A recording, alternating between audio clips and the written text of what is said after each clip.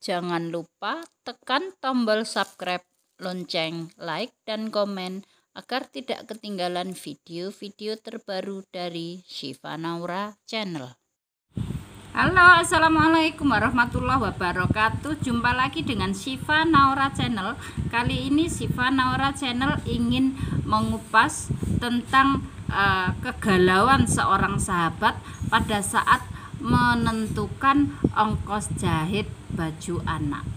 Beliau bertanya, "Bun, untuk baju anak itu ongkosnya berapa sih sebenarnya?" Karena saat mau mengatakan ongkos jahit baju anak kepada konsumen itu selalu dilema.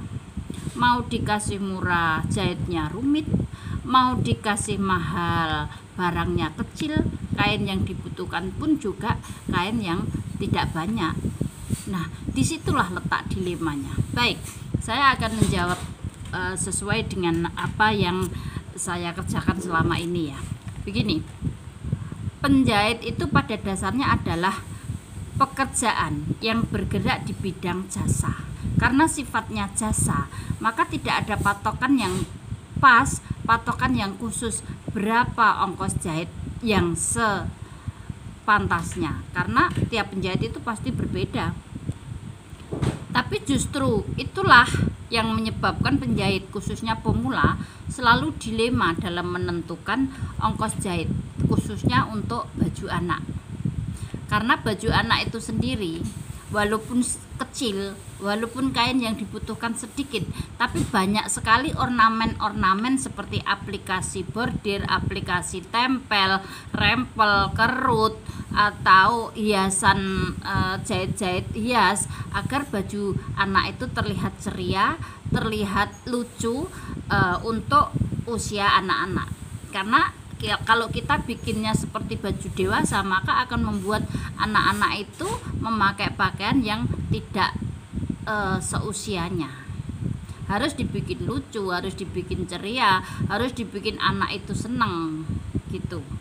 Nah, dari sekian banyaknya alasan, karena baju anak yang rumit, karena baju anak yang jahitnya itu justru lebih sulit daripada baju dewasa. Kalau baju dewasa kan karena medianya besar, maka menjahitnya itu cepat. Tapi kalau anak-anak itu kecil, rumit ya.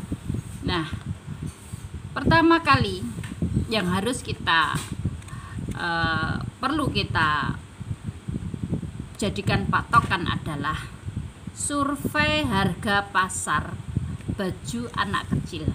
Kita harus tahu harga di pasaran itu baju anak itu berapa. Fungsinya untuk agar kita itu tahu baju anak itu harganya di pasar itu ternyata mahal. Karena baju anak memang rumit bikinnya. Jadi sudah sepantasnya kalau kita pun mengambil ongkos jahit yang tidak membuat kita rugi. Karena rumit terus kita bikin ongkos murah, itu kan rugi waktu. Terus yang kedua, setelah kita survei harga pasar, maka kita survei ongkos jahit daerah setempat.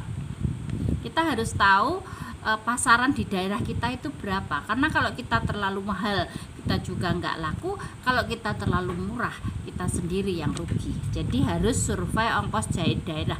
Gimana caranya survei ongkos jahit daerah, Bunda? Kalau mau tanya ke sana kemari, kan kesannya gimana? Ya kalau yang ditanya suka, kalau enggak suka. Caranya ya gabung di grup WA daerah setempat, atau bisa juga grup WA yang walaupun bukan daerah, nanti anggotanya itu ada yang ada di sekitar daerah kita. Nah, kita bisa tanya-tanya, karena kalau kita bertanya pada orang yang tidak satu daerah, misalnya Jakarta dengan Jawa Timur pasti beda, Jakarta dengan Madiun itu ongkos jahitnya beda, atau Riau dengan daerah Mojokerto pasti berbeda. Nah, itulah pentingnya kenapa kita harus survei ongkos. Kita harus tahu ongkos jahit daerah setempat. Kemudian kenali konsumen. Maksudnya kenali konsumen itu begini. Konsumen kita itu orang yang kelas ekonominya menengah ke atas atau menengah ke bawah. Kalau orangnya itu menengah ke atas, kita bisa ambil ongkos tinggi. Kalau menengah ke bawah ya jangan, nanti orangnya ndak kuat. Begitu baju jadi ndak bisa bayar, ndak mau karena terlalu mahal menurut ongkos, menurut kriteria mereka, ya. Jadi konsumen, kenali konsumen, ekonomi konsumen itu sangat penting. Terus yang keempat, tentukan model dengan tingkat kerumitan. Kalau kita sudah kenali konsumennya, maka kita juga harus tahu diri orangnya ini ekonominya menengah ke bawah. Jangan kita cari model yang rumit sehingga membuat ongkos jahitnya mahal. Kita kasih saran membuat bajunya jangan terlalu rumit, nanti ongkosnya bisa mahal. Jadi kita harus bicara dari hati ke hati kepada konsumen kita.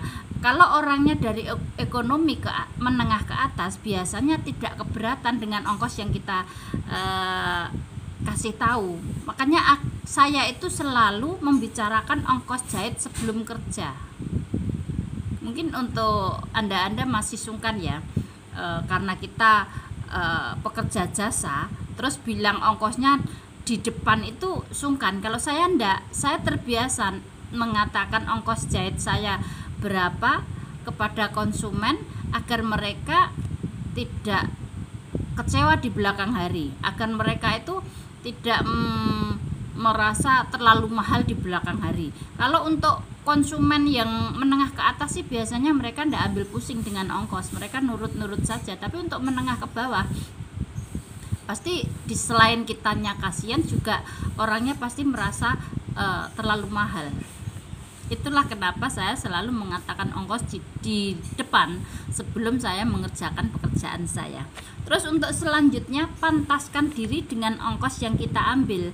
Pantaskan diri maksudnya kalau kita mengambil kelas menengah ke atas atau untuk konsumen menengah ke atas, kita ambil ongkos yang mahal, maka kita harus memantaskan kualitas jahitan kita untuk kualitas yang mahal. Kalau untuk kelas menengah ke bawah, kita istilah jahitnya itu ada jahitan halus, jahitan sedang, jahitan kasar.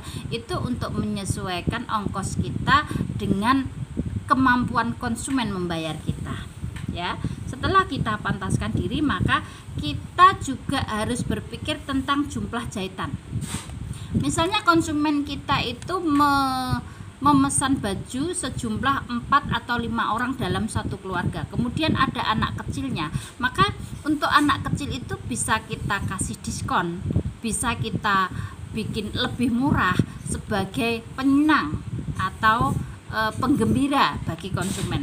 Konsumen itu baik mereka itu ekonomi menengah ke atas maupun ekonomi menengah ke bawah, setiap kali ada diskon, setiap kali mendengar kata diskon, mereka pasti senang. Dengan senangnya mereka ada diskon, insya Allah kedepannya akan kembali lagi, ya. Terus yang ketujuh yang harus kita perhatikan juga level kita. Level apa sih Bunda? Level itu maksudnya gini, kita pasti tahulah, kita sendiri yang tahu kita itu levelnya penjahit yang bagaimana. Apakah kita masih pemula, yang masih belajar, yang masih merintis, atau kita sedang berkembang? Maksudnya kita sudah lama menjahit, sudah agak lama menjahit, kita sedang berkembang menuju ke kelas yang lebih mahir atau yang lebih senior. Terus yang level selanjutnya adalah kelas yang sudah mempunyai nama. Kalau kita sudah mempunyai nama, berapapun ongkos yang kita katakan, mereka akan oke-oke saja. Selain mereka akan oke-oke saja, sebelum datang ke kita pun karena kita sudah punya nama, biasanya mereka sudah siap dengan ongkos jahit yang akan kita katakan, karena kita sedang ada di level atas. Makanya untuk level ini kita perlu berkembang. Jangan stuck di situ, jangan gampang puas sehingga kalau sudah bisa gini ya sudah. Kita harus berkembang, kita harus kreatif, kita harus melakukan lompatan-lompatan prestasi agar orang makin mengenal kita, ya. Itu tujuh hal yang perlu kita perhatikan untuk menentukan ongkos jahit. Sebenarnya untuk menentukan ongkos jahit itu sudah ada di video saya terdahulu, tapi sifatnya adalah baju umum, baju-baju dewasa. Nah, karena ini ada permintaan khusus untuk membuat video tentang menentukan ongkos jahit baju anak kecil yang kainnya sedikit tapi pengerjaannya rumit, maka ini sengaja saya bikin dalam 7 tahapan. Tahapan pertama saya ulang adalah survei harga pasar agar kita tahu harga pasaran baju anak di luaran.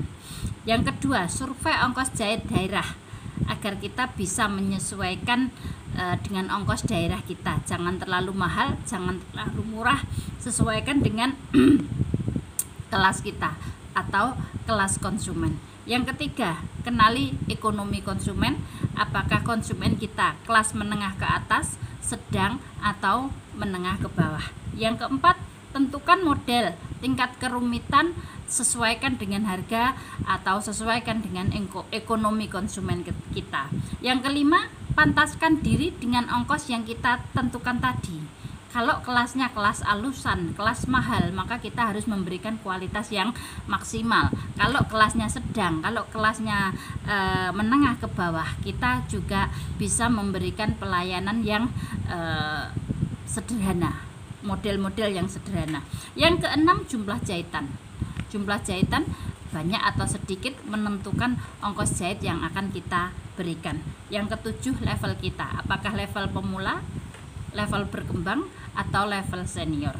Terus untuk solusi yang terakhir, saya sarankan agar kita ada tahapan, ada tingkatan dari kelas yang biasa ke kelas yang lebih baik, maka kita harus lakukan branding. Branding itu apa sih Bunda? Branding itu merek, label, agar kita lebih terkenal, agar pekerjaan kita lebih dikenal. Dengan semakin banyak kita dikenal, maka level kita akan naik. Seperti merek dagang. Merek dagang yang biasa dijual di pasaran. Semakin banyak dikenal, maka harganya akan semakin bisa dimengerti oleh konsumen. Contohnya desainer Ana Avanti atau Ivan Gunawan. Mereka itu walaupun membuat baju oblong biasa, akan jadi mahal kalau mereka yang bikin. Pertama, karena konsumen percaya dengan kualitas mereka. Yang kedua, karena konsumen bangga memakai pakaian mereka, pakaian buatan mereka. Nah, branding yang sudah saya lakukan seperti apa? Seperti ini. Untuk branding saya selalu memakai Naura, Bunda Naura. Hashtag saya Bunda Naura. Kemudian untuk pengiriman paket saya menggunakan branding Siva Naura. Semua baju-baju saya menggunakan branding seperti ini. Bunda Naura. Ini juga Bunda Naura. Ini juga pinnya Bunda Naura. Ya. Pin-pin seperti ini memang memerlukan biaya tambahan. Tapi itu penting untuk menaikkan level kita, untuk menaikkan kinerja kita agar kita makin dikenal. Semakin kita dikenal, semakin banyak pelanggan yang datang ke kita, maka kita akan semakin leluasa memberikan ongkos jahit. Kita bisa mengambil ongkos jahit lebih mahal karena kita dikenal. Seperti penjual. Penjual itu kalau dagangannya laris, dia ngomong berapapun pasti terjual. Pembeli pasti suka dan pembeli pasti bangga membeli dagangan yang laris itu. Begitu juga dengan jahitan kita, semakin dikenal orang akan semakin bangga memakai karya kita. Nah, itu tadi tahapan-tahapan yang dalam kinerja saya yang sudah saya sampaikan kepada Anda semua. Semoga bermanfaat, semoga bisa membantu mencerahkan apa yang selama ini membuat Anda semuanya galau. Maka mari kita terus belajar, mari kita terus tingkatkan kualitas jahitan kita sehingga kita bisa lebih berada di tingkat yang lebih tinggi lagi. Manfaatkan HP di tangan kita. HP kita bisa buat hiburan, bisa buat memasarkan karya-karya kita, tapi juga bisa kita gunakan untuk branding. dengan menampilkan karya kita dan merek dagang kita, maka merek kita akan menjadi dikenal. Demikian dari saya, Siva Naura. Wassalamualaikum warahmatullahi wabarakatuh. Sukses.